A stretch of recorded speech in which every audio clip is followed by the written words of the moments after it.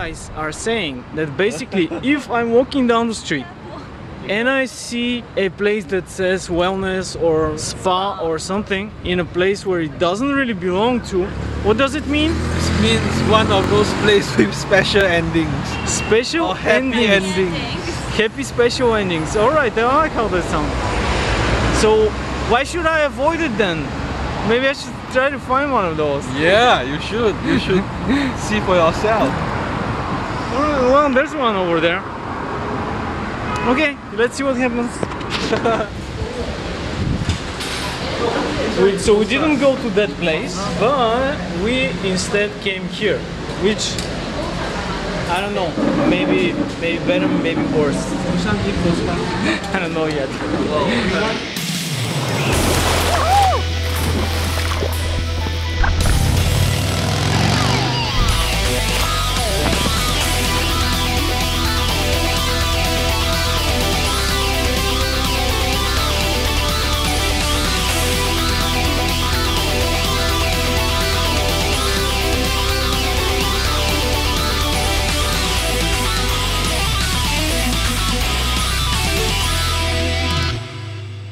Okay, so there's like a spa there in the middle of nowhere, which these guys think that it's not a spa, right?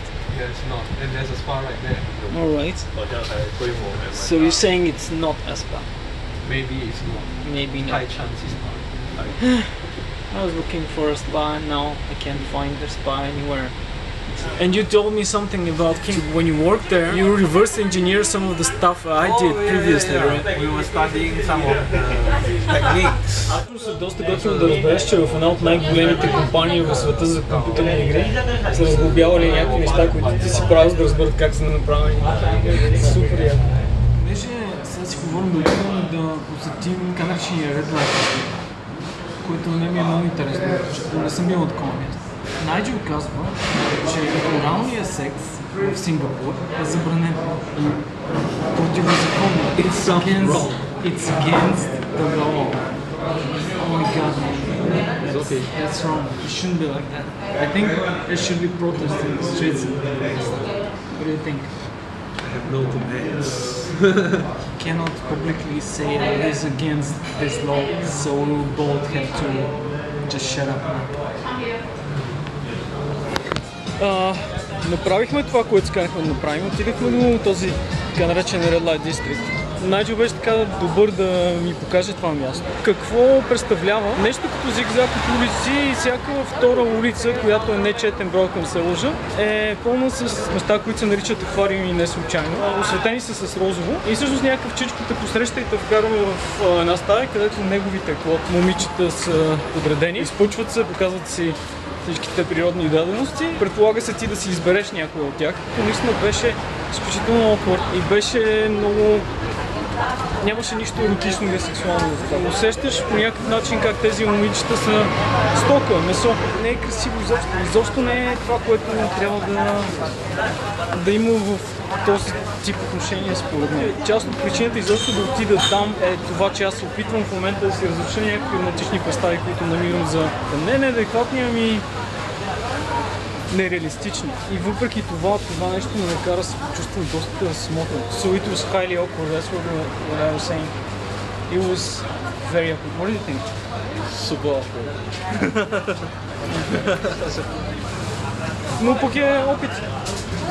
Шофьора на таксито ни предупреди да не гледаме в очите особено много други мъже, за да не се получи проблем, че тук има много хора, които са приятни субекти. Има пазари, където се продават някакви крадени неща. В принцип е един от най-така занемарените квартали на Сингапур, като до сега си имам предвид, че това е един от най-чистите градове, които съм виждал някога в света. Се прибрава, се мотам по някакви рандъм улици, както обикновено си правя. Продължавам да си мисля по въпроса с всичко това. Понеже напоследък изключително много отношения, аз се опитвам да се бутам извън зоната си на комфорт и да се накарам да правя някакви нови неща. Искам да предизвикам романтичните представи, които имам специално за сексуалните отношения. Ален Дюбутон има много интересни лекции по темата за романтизма и за това как той изобщо повлиява на такива като мен, прецакани хора.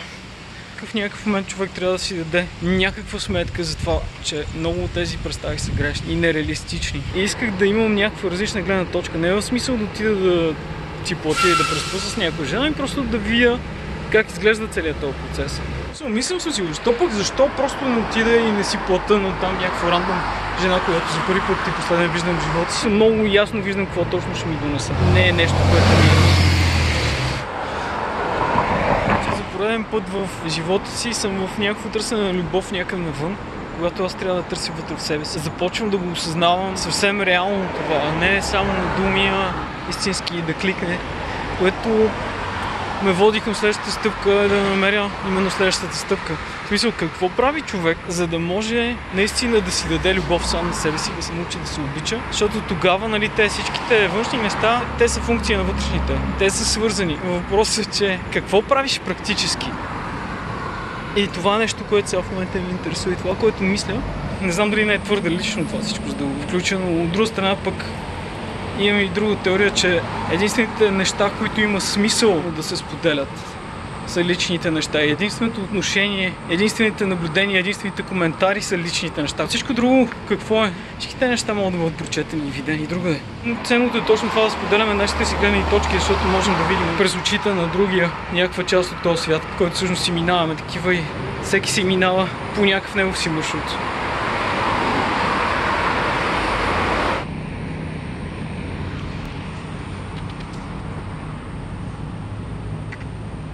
Че пак си причиних едно от моите типични среднощни загубвания, но последвани обикновено от намирания.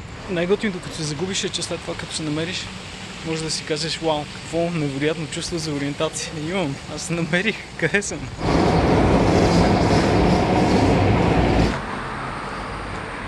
Този надпис, въпреки че не е Кавазаки, и си казвам, не е ли добра идея просто си купя един мотор и да си хвана пътя и да си превъра по суша, като пич. Какво му е това, например? Дори само заради седалката си заслужава. Звучи ми като добра идея отчасти, но мисля, че е време да направя нещо различно.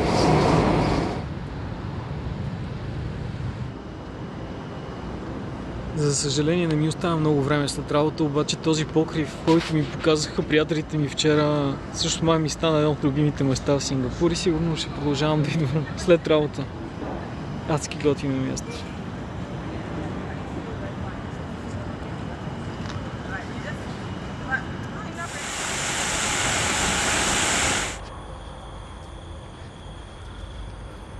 Дори в Сингапур не мога да изкарам няколко дена без да се забия в някаква гора през нощта.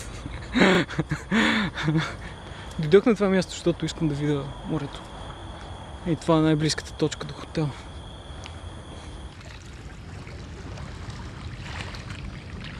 Великолепно място и прекрасно време за плуване, само че ми е неудобно да попитам някого дали има нещо във водата, което може да ми изяде, примерно. Те знам, смисъл, може да има кулиси, може да има всякакви неща всъщност. Може да има някакви отровни медузи, търлежи и всякакви такива. Хубаво човек е подготвен се пак. Едва ли има такива неща в Сингапур, ама не се знам. Дори самия факт, че няма десетки хора, които в момента плуват тук на това място, е съмнителен от всякъде. Защо? Защо няма хора? Може би просто водата е мръсна, защото тук всъщност е доста натоварено пристанище и всичко това са кораби.